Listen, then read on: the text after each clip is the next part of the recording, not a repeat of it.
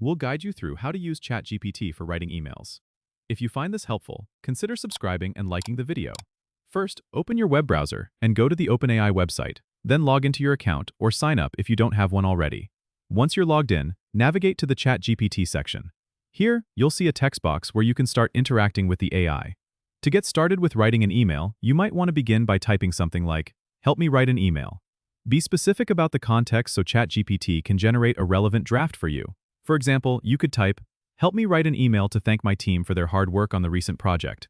ChatGPT will then provide you with a draft email. You can review this draft and make any necessary edits to personalize it further, ensuring it fits your tone and includes all the necessary details you want to convey. If the initial response isn't exactly what you're looking for, you can provide more guidance or ask ChatGPT to try again with different wording or additional information. Once you're satisfied with the draft, you can copy and paste it into your email client. Remember, while ChatGPT is great for generating ideas and first drafts, it's always a good idea to review and tweak the text to make sure it perfectly matches your style and the situation's requirements. Don't forget to subscribe and comment if this helped you out.